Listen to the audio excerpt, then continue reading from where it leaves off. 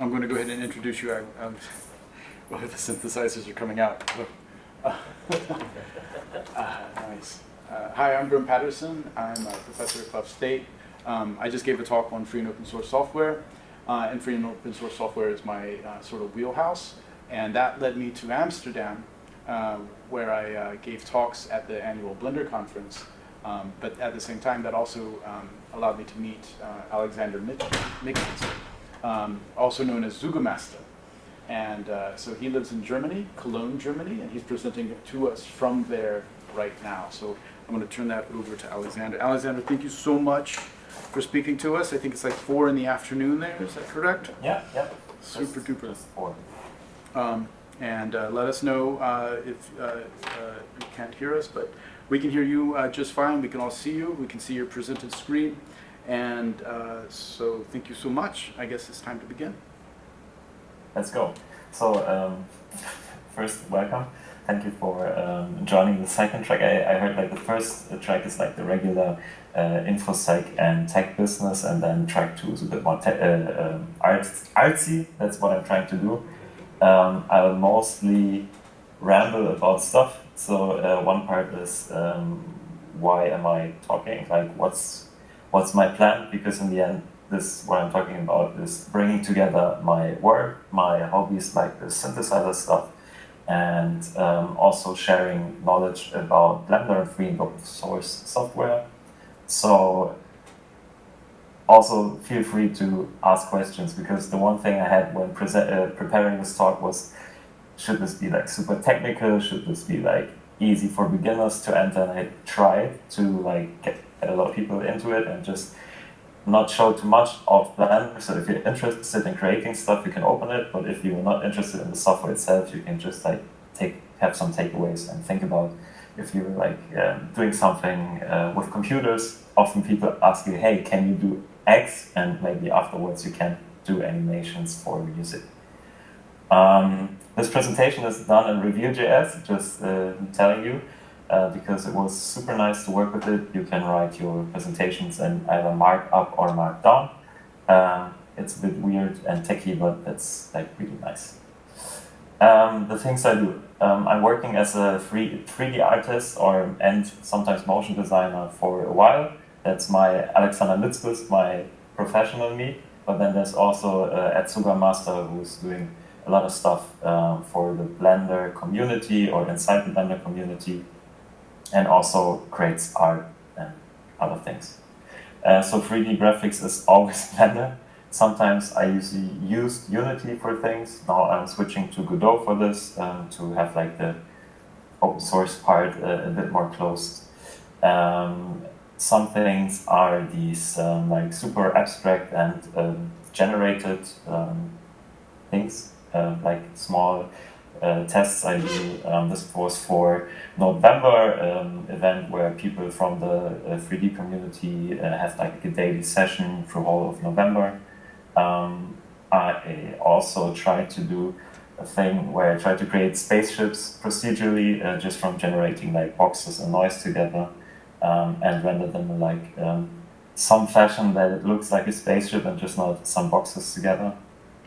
But I also like hardware synthesizers, and this is the project where I mocked up these small modules that can create sound, and these are like actual physical things, but these are mock-ups that just try also to represent letters, because it's again like one of these daily challenges which are really nice to just like keep at it. Because there was like this super nice illustrator Niemann. He said like sports people train every day or every second day at least, and artists just like lay back, said, oh no, I don't need to practice. So but I'm one of the people that says like, yeah, you need to practice and you need to just get ready for when time hits you and it's like, okay, we need this by the next 2 hours or so.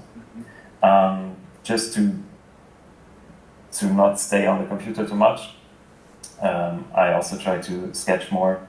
I broke my arms last year and I was not able to work on a desk. I was not able to draw on paper, and I was not able to do a lot of things except for watching TV.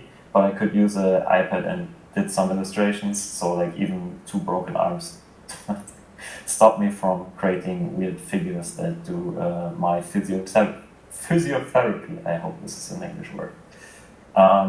And then to actually do not use the screen even less, I do sketches in my books and just composite them into pictures during the commute. So like the book can look like this, and then I just put it together. So it's like a huge collection of things now. Why am I telling you this? Because this is also where I got here and also what I'm doing in this talk. So I do music because I'm interested in it, but I also want to do like the full package. And the full package is really interesting with Blender and open source because I do not have to be like paying for the months where I'm not doing this and I'm drawing, but I can just like do it whenever I want. These synthesizer things now, audio test, often sound like this. And I also film it sometimes because we're all content creators and we're all crazy and doing too many things.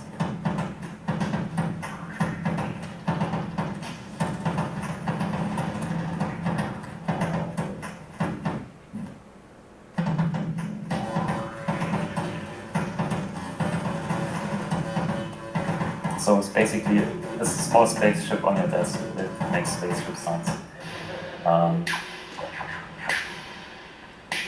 It's a lot of blinking lights, so that's already nice. Sometimes there's even some musical sounds that can come out of this box without anything else being plugged in. So this is one of the cases where it's really just this hardware box manipulating itself and making this track.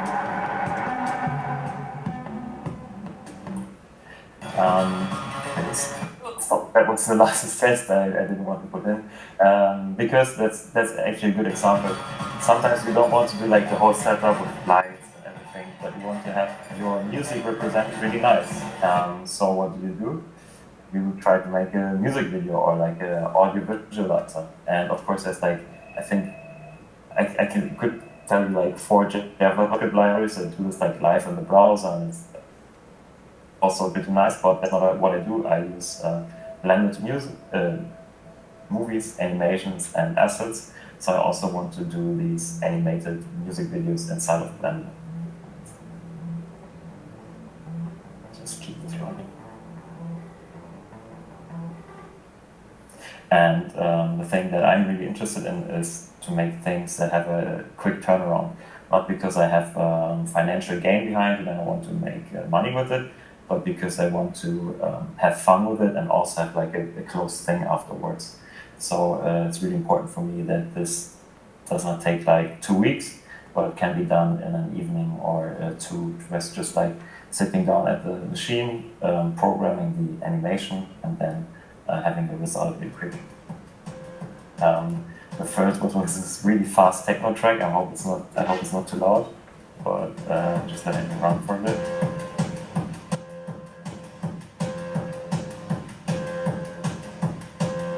And video compression hates this. This looks really nice live.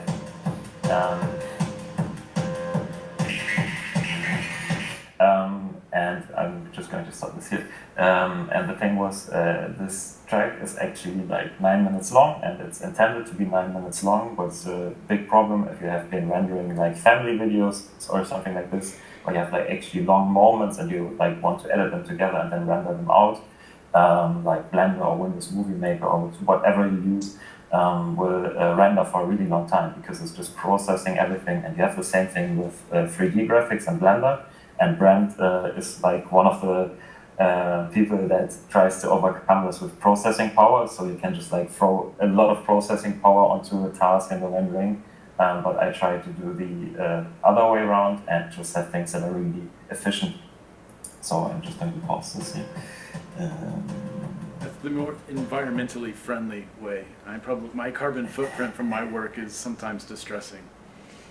Yeah, and that's the thing. It's actually something I think about when creating this, because already like these hardware synthesizers and making music with physical things you solder together is not the most environmental friendly thing. So I don't need to like throw server hours onto something like this. So I set up this thing that renders in real time and then just captured the real time rendering. So it took me a bit longer than 9 minutes of like a full MacBook Pro M1. So like I took the work machine cycle, but it's actually quite efficient. It has some drawbacks. It's not like the most fancy animation. It's mainly just like really reflective surface with glow. But in the end, it's like an animation where in this whole 9 minutes, no frame is the same. While they're all pretty close to the same, they're not the actual same. Kind of, if you would of them, they're all different. I'm looking at the clock. I talk way too fast. But that's like this part. I've also been doing music videos for friends that are like more complex and more more detailed. But for these things, it's like how do you get a music video or like an animated clip out in like an evening or two? How am I doing this? So you can open up Blender and like look for a tutorial on how to animate something, and you will probably land on some asshole's donut page where it's like telling you to spend money on Blender or something like this. But you can just open the software and start trying stuff out, and then just like get back to the internet and don't listen to the donut guy. There's animation modes. When you use Blender, most of the things you do are done by hand the first time. So if you want to cube move from left to right, it's just as in any other software. You click on something and it moves. You click where you want the animation to end. This takes a long time.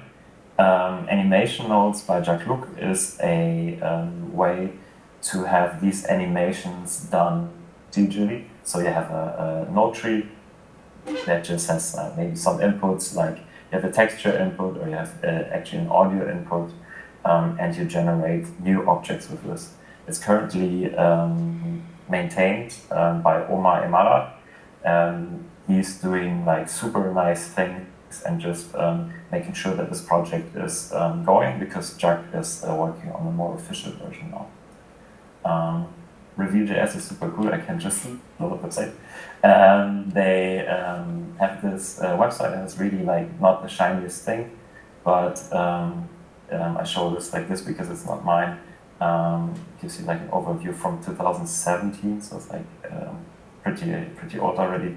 But it just helps creators doing these really complex procedure animations that can be based around particles or motion graphics.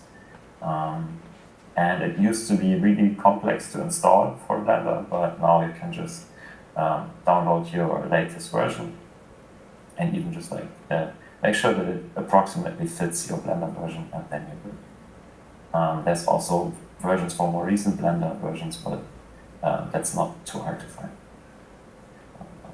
To stop this video.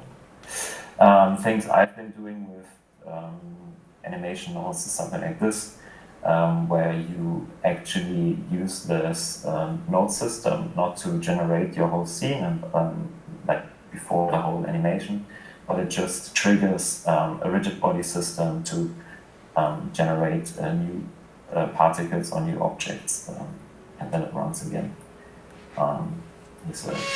Basically, it's the same thing, just in a different fashion. And it's a nice system that creates reusable node trees that you can just plug into a project and then have these things flow around the riverbed or something.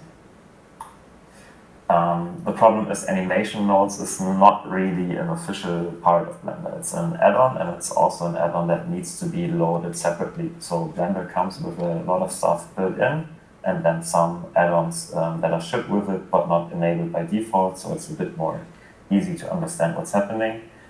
Because animation nodes is messing with some parts of Blender quite hard, it's kind of unofficial. But there is a solution to this, and it's a new version of such kind of system, which is geometry nodes.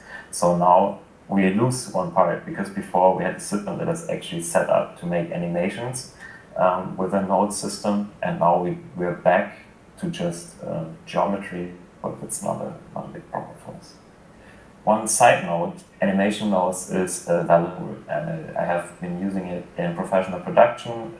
It has been a great experience because of the nature of Blender. You can just like save the animation nodes app and your Blender version from your project.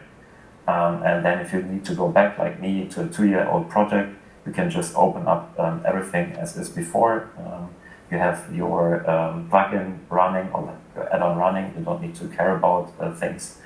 So I recommend for like really production projects, if you want to use something that's like not official, just save not only the project data, but with Blender you can also save the actual program and the add-ons separately and archive them. So if you need to go back and change something, everything is working as expected. Geometry nodes is the official Blender feature, and it is been in place to enable more procedural workflows in Blender. So the idea is to have like a solid base with trying to have Houdini limits of data access. So for the professionals, like we're trying to get like really a handle on every point in our 3D mesh and have like a system to organize data then. At least we're dreaming about this. There's still a huge way because geometry nodes is now, I checked, 2 years. I think they started in 2020. So it's built on top of the knowledge gained by animation nodes and now inside of like a bigger official project. So how does it work? I've been talking about quite specific Blender things before, and I'm trying to show you how it looks for a layman. So when you open up Blender, you get the mighty default cube. There's like a million like postings, memes. There's people doing full short films about this cube. It looks something like this. It's a great cube, and we can also generate this cube procedurally, because right now it's a fixed mesh. So if you go in and want to change something on this, you actually need to go in and move like one point or the other point, at least on the data side. So we can make the default cube from these geometry nodes. Geometry nodes is such a nodal system where you have a group input that has outputs, and you have a group output that has inputs. And we can put something in, and in this case, we're putting in a cube prefab, which has the size 2 by 2 by 2, and has a vertex on each side. Let's take a look. Oops. Yeah. Quick side note again. The Blender default cube has a measurement of 2 by 2 by 2 Blender units, or meters if you're there. And many have been expecting it to be 1 by 1 meter, like this. At least if you're from Europe, it's the common thing to have something in 1 cubic meter. But it has not changed until this day, because as the chief developer back in the day and today chairman of the Blender Foundation said, the size of this cube is derived from its radius 1. So I'm pretty sure that's not the radius of this cube. But in case anyone wondered, to make this procedural cube look the same as the default cube, we need to have the units 2 by 2 by 2. And then it looks the same. So now we have a system where we can generate geometry, but how do we animate the cube? To animate the cube, we can add a system where it takes time, which is what we need for animation, and we need a transform. So instead of taking the mouse and moving or rotating the cube, we are now animating the thing live inside the snow tree, which looks something like this. I'm just going to go back to explain, because in Blender, can you see my mouse cursor? Yes. Can you see that? Okay. In Blender, we have the x-axis to the right, the y-axis to the back, and the z-axis to the top. So here we can see that we are rotating around the z-axis and have the transform side here. So it's just what we expect if we want to rotate on the z-axis. This is the basics. So that we do not need more to animate something with geometry nodes. No. We need something that has an input that changes over time. We need something to transform, and we need an output. So as my talk title said, it's about animated visuals for music or sound. So we need one way to get sound into Blender. And for now, there's no, let's say, nice way to get live audio inside of Blender, so we have to bake the audio into Blender. It's not, again, like the super procedural workflow, but at least it is a good way to support this procedural workflow. So what means baking sound to F-curves? Oh yeah, the feature is called bake audio to F-curve.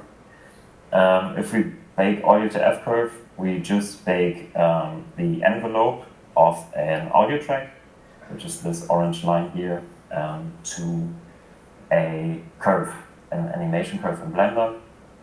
And you can already think of this like have the scale of a cube triggered by this, and it will be 0.5 units big, and it will go down here to 0.1 units, and it's basically just a cube jumping up and down, which is more or less what I do. We have also some options in this, so we can restrain the bake sound to F-curve to a threshold, and I will show this later in a live demo. And what it basically will do, before we were recognizing any movement in the audio file, and now it just triggers on changes in the audio file that go over a certain threshold. This part, 0.3 units. I forgot which kind of unit this is, but it's not this.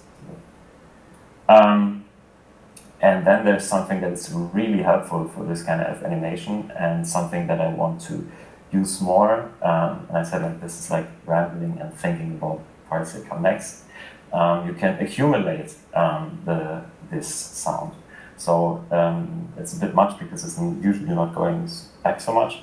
But instead of just plotting down the value in each point of time, we're adding or accumulating every value that we have before. So instead of just like having the cube go up and down, it's just like getting bigger, bigger, and bigger. And while this might be useful for more complex animation, is in this example it's not too loud, is set up in this small example. So what I've done is I copied the accumulated F-curve here and put it on the position of these this small empty.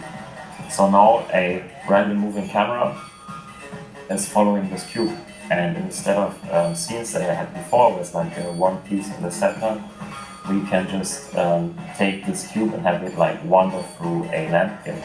And this is just like a metaphorical landscape, but this will help have an animation that is synced to the sound. This is really loud. Something that is synced to the sound, because you can see like this small function plot here. It's like always on the kick drum there's something happening, and it's also a bit with the noise of the audio track. And it also changes the speed of the animation. If I remove a kick drum or have more kick drums coming, the cube will move at different speeds, and you can just like set up your whole animation and then have it move through a world of cubes, or like have a rotation, so you see like maybe the front of the coin, the beginning of the whole animation, and 9 minutes later you arrive back on the same side. Just something that is linear in space, but not linear in time. Because in my description I said like, yeah, how to do ethically pleasing things. I want to pick out one small part of ethically pleasing, at least for me, animation. And this has to do with like the setup of getting from just like a cube that's like bouncing to something that has some kind of organic animation.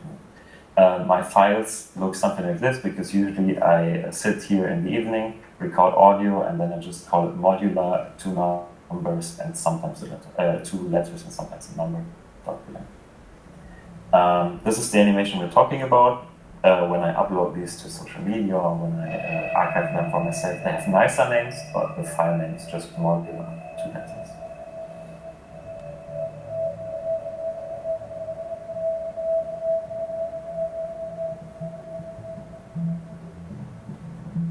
And this is already using the accumulation for the rotation. So it's just like something that rolls the table around a certain axis over a long time.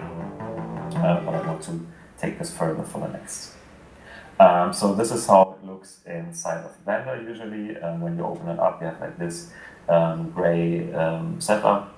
But as I want to save energy and be a bit efficient, this is also the final rendering for me. So in this file, when I use it, I have it set up so that it doesn't take much longer than 30 FPS, like 1/3 of a second to render a frame.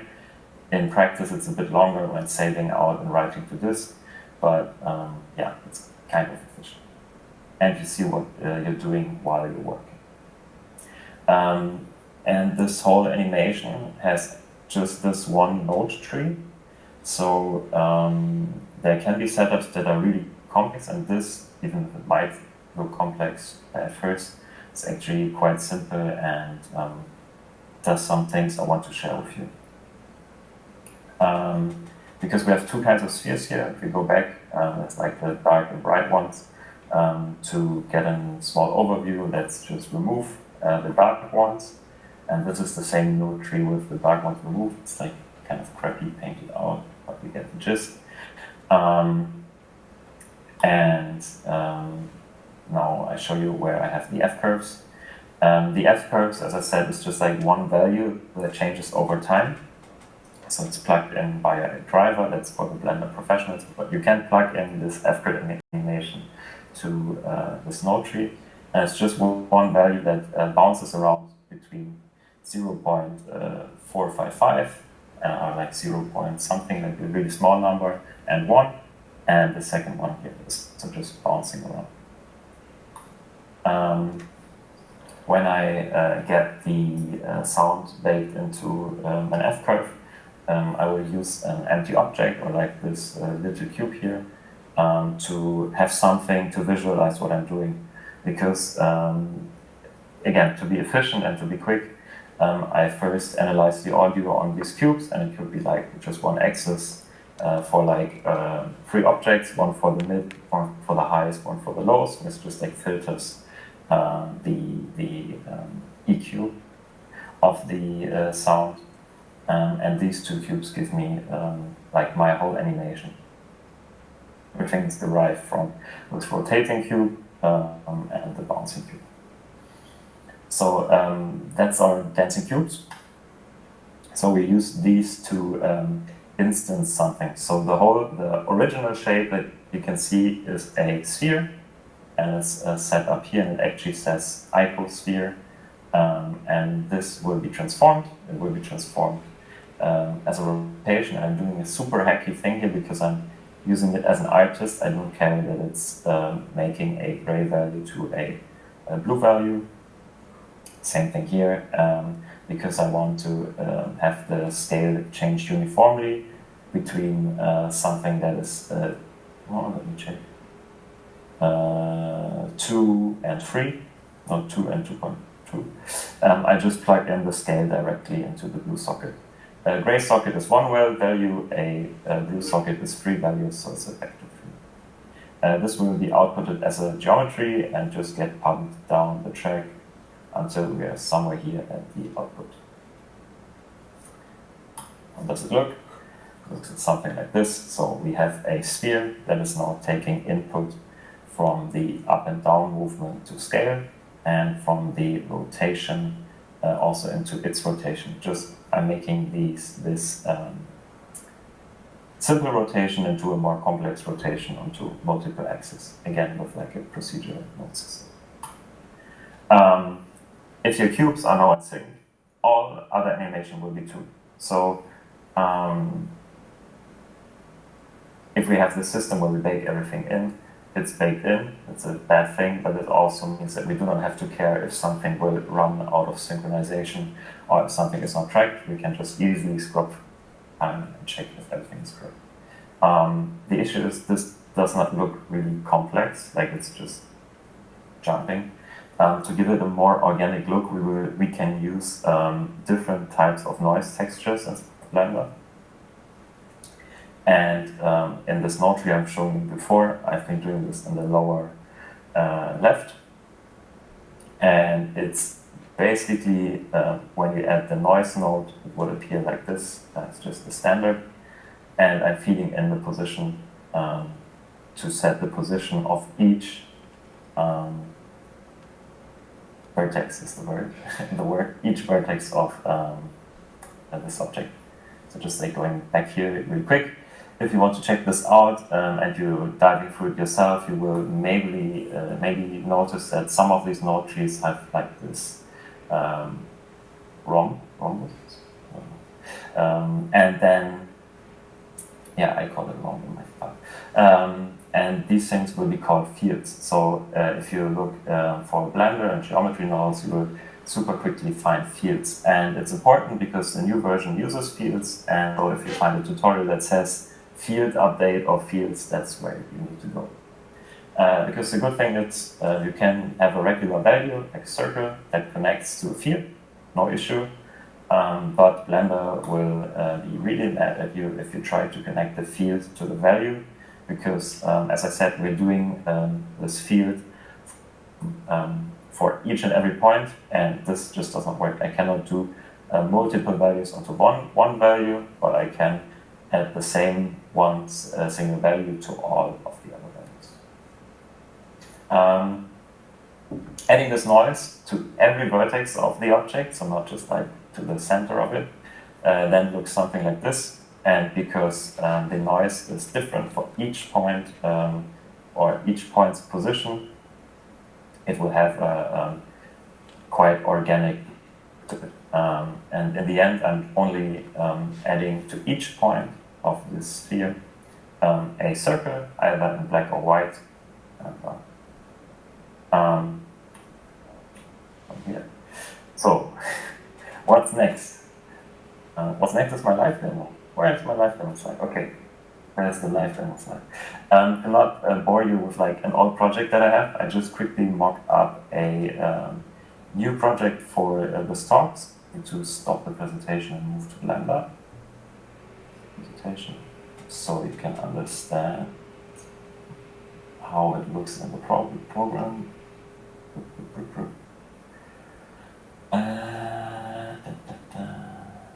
Okay, so, and now I submit Blender. Can't see your screen. Amazing. System preferences. I should have tried this with Blender before. But I will share my whole screen because I know I can do this. I cannot do this. Perfect. You can only share a Chrome tab. Yeah, no, give me a second. I will jump out and okay? Okay. Can you invite me again? Yep.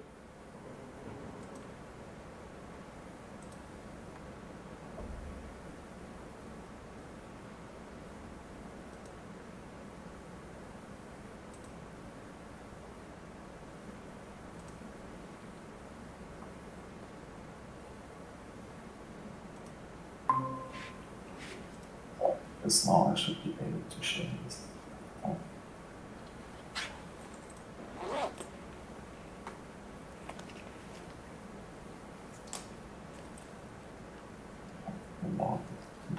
Are you using Chrome? Yeah, but I wanted to share like the live Blender feed. God damn it. Okay.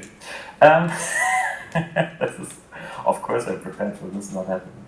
This happening. So, give me a second. I will try to pop this.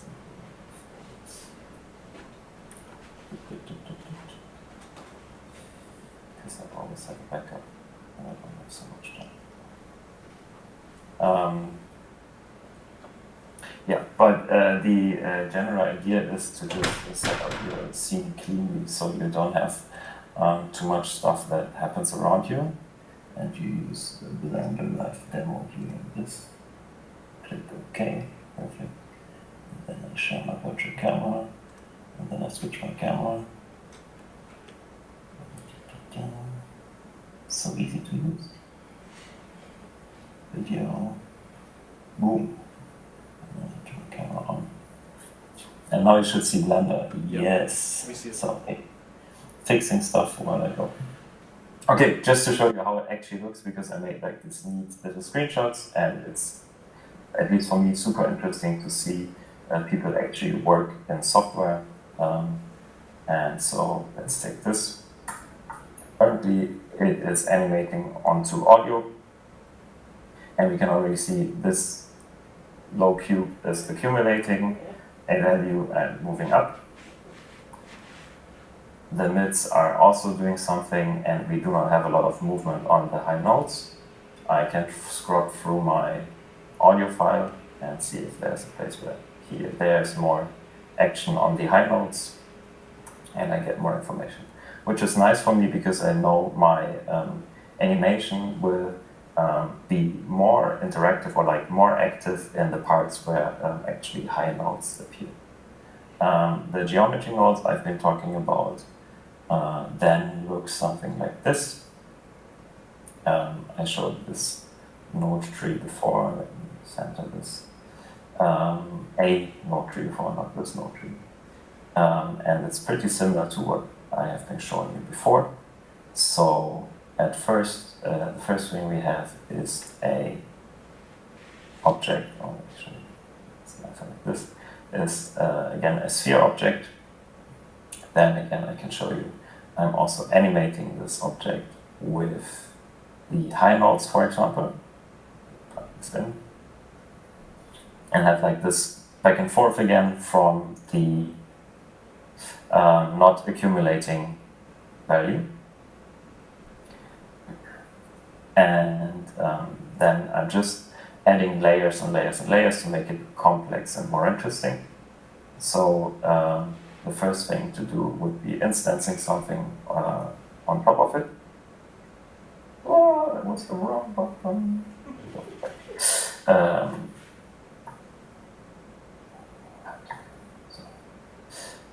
So we're going to instance a cube on it. And now it's just a fixed cube setup. That's again just bouncing as we had before. What I can then do is also add rotation for each of these cubes. And I do this here. So now every cube is rotating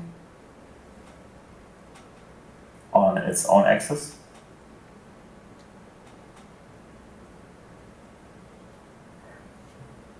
Alexander, I don't mean to interrupt. Where is the sound, the baked F curve? Where is that getting the input into the geometry nodes? I don't see where that's coming in. Full thing. So first empty. So it's like I think I know where it's coming from. You're connecting those empty cubes. And then yes, so let me show you, because this would be then the last part before time runs out. Just make this nice. Plug this into the scale. Yeah, that makes sense now. Okay. Not perfect. But to get audio from here, you first add your audio track to the to this thing here. You can just take some audio that you want. The important part is your audio should be at the same point as your animation data. So I will still use the audio from everything else, even if you cannot hear it. Then I add one thing that will hold my animation information. So as before, I have these like jumping cubes. That's my new cube. That makes sense. So using the jumping cubes as an intermediary to bring it into the geometry. Because it's really nice to see. You can modify them, and you have full feedback of what is actually happening from the data. And I put a keyframe. So now this has a keyframe at 0, 0, 0. And then here is the animation node, the animation curve. And if I would do it by hand, it would be something like this, where I animate the points going up and down. But that's not what we need. We can just generate a animation automatically by using having everything selected, like the z-axis that I want to animate, and say bake sound to F curve. And now I hope the window opens up. Let me see. doesn't open up for you, so I need to switch over history quick. It's okay. This is interesting. I actually cannot. Okay, then you just select the video and say the lowest frequency to take. So we'll do 440 hertz to 600 hertz. So when you bake the F-curve, that's when you can choose what frequencies to bake? Yes, yes. And so now I have this with accumulate, and I can just take in. So it's going from the gamma tone, from the A, 440 hertz, and I would not do accumulate because it's easier for you to see. And because it's a baking process, you have to undo it or overwrite it to see the changes. So now this is always when there's like a basically either a kick drum or like a guitar note kind of sound. And I can just take a look. It's not kick drum. I can't remember. Can you modify an F-curve that's baked? Like, can you smooth it out? And you can, but then you have to do multiple steps. So you go in here and don't let me lie, because you would need to burn this in even deeper. Right. It would have to convert it to keyframes or something. Yeah. First bake it and then unbake the curve, and now everything is keyframes. Yeah. Which is now again manipulatable. Yeah. And then you can also take this, which is really nice. And thank you for asking. And you can do this with any, you can also just like draw in stuff you want to do. And then you can just say decimate and go in and just like, but you could just like remove keys. Right. Smooth. Optional. Nice. Yeah, and then just like have this being a smoother version of what the rest of is happening. But we're not inside the node tree yet, which is a bit sad. But again, I use these intermediate objects to keep a hold of everything that's happening. I can copy this value as a driver, copy as a driver, and then select anything inside here that will be driven. So it could be, check something that could be interesting. Just one. I can reuse things. Put the driver here, base driver, and now it will animate this. But again, it's really small to have control over things, and that's why I'm using the intermediate objects. It's for free. I'm so excited that I understand this. And then you it means a lot to me. And you do stuff with it, and you have now your one value, the y-axis going to the back, and you multiply by something, maybe by 10, and put it into the translation. And now you have this thing happening inside here. And it's actually something that could be useful. Something like this.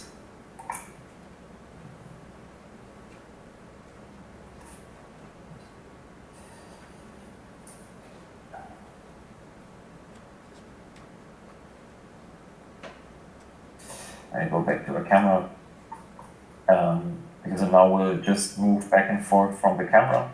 And so if something would be happening, like a focus point would be set at the center of the scene, it would be constantly running in and out of focus. And then again, because we have a node system and we can reuse multiple things, this could then also be plugged into maybe the axis of something. Mm-hmm. And we can just like make these complex animations on animation happening in sync to the music. And because it's procedural, whatever that means, like as in maybe you don't need it all the time, but it's good to have something set up in a way that it's manipulatable. So I can change the amount of cubes, I can change the radius of the original file, like the original object. And the most important part at the end, set position,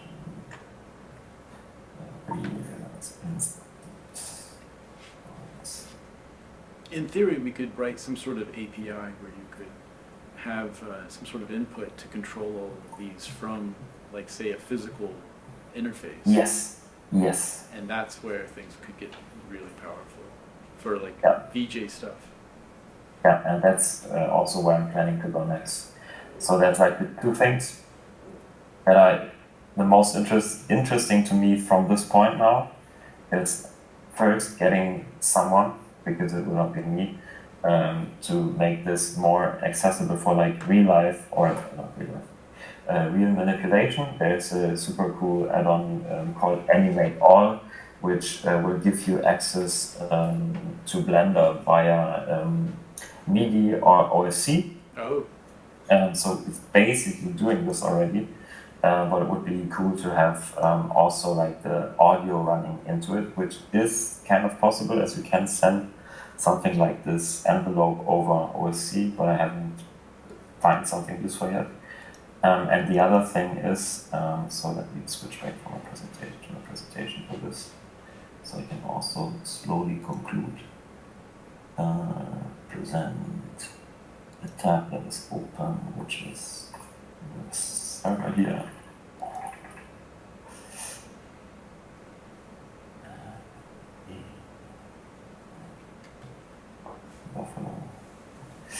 So, and maybe I get my face back for the last minutes. Switch the camera. Settings. Camera. Where's the camera so far?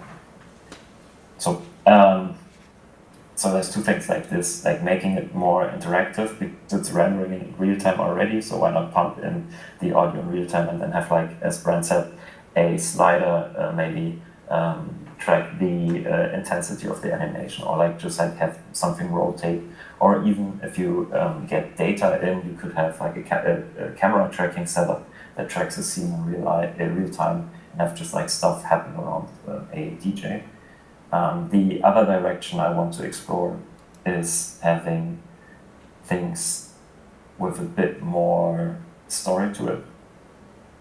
So I'm currently looking into these generative characters that then would be part generated to the audio, and from the other part just like triggered by actual animation. That's like an ever-shifting character going along and having like a really bad day. Like the script is something about that is trying to get his outfit sorted, but then it's like changing all the time because it's so easy for him to change his outfit.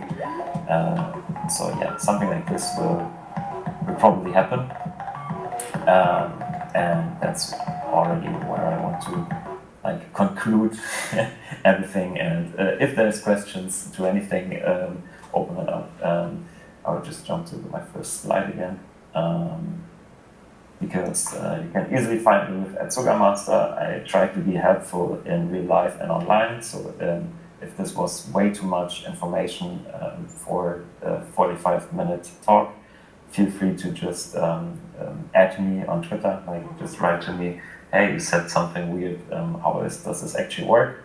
And also the Blender community is really open and really nice to beginners to professional like creators from other fields. Just try to connect and ask questions, and you should usually get a really nice answer from people. Yeah, that's something I meant to talk about in my previous discussion before you spoke, was how the community in this open source world is so helpful, and they're so glad you're here. And sometimes in the open source world, or in the closed source world, they become much more proprietary about what they've known. If you want to learn this, then you got to pay me. And Blender's not like that at all. But on the other hand, I think it's a really, like, if we want to have a tiny discussion about this, I think it's really nice that it's opening up for the Blender world, that there's really high quality training that, of course, you cannot get for free, because it's like not high quality only in the sense of like the result that they want you to believe you will get afterwards is really high quality, but like the actual educational material is really high quality. And there's like, I've seen now people doing Blender tutorials that are really focused to getting designers, whatever that means, like visual designers, into creating with Blender. And like the first like years of my career was basically doing this on my own. And now seeing this, how easy it is to quick start, it really pays off to just like give like somebody even $500 and say like, okay, with this course, I have a really good level of knowledge in, I don't know, like 2 weeks or something like this. Because in the end, it saves you a lot of headache, and it's yeah, it's good value. Well, one of the things that I struggle to teach my design students is that because there are other design classes, and their notion of design is that you have to pre-plan, pre-visualize everything and make everything exactly the way you want, and then execute it exactly according to your plan. And as you know in your process, sometimes what we do is we invoke chaos, and we love the chaos that emerges, and then we frame that chaos and edit it and scrutinize it, because that is a process that is more natural.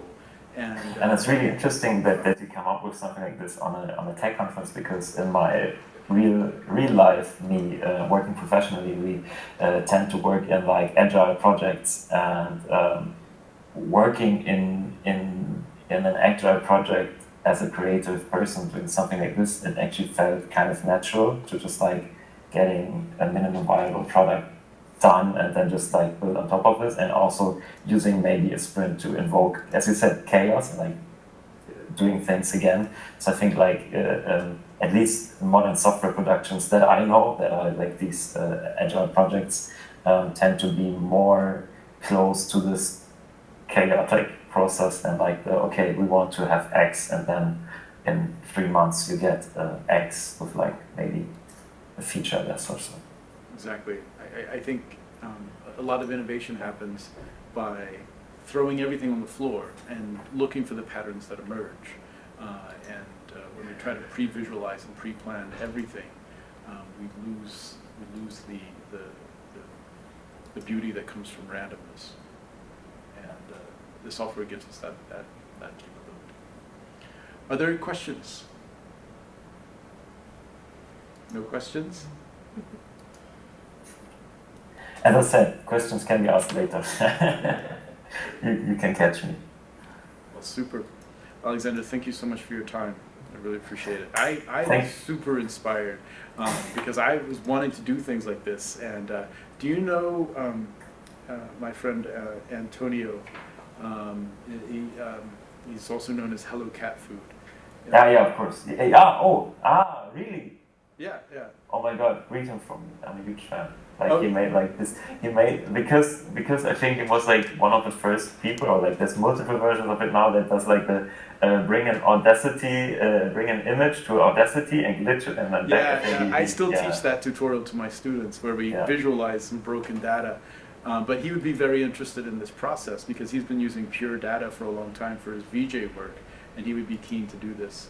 I've been trying to get him to come to the Blender conference. I actually brought him to Buffalo from the UK a few years ago. I got some money together and he did an exhibition here. But super awesome guy, and you guys need to talk. Yes, we will. Have a great conference, and see you soon. Yep, I will prepare a swag bag and mail it across the pond for you. Thanks so much, Alexander. I'll talk to you soon. Talk to you soon. Bye. Tschüss.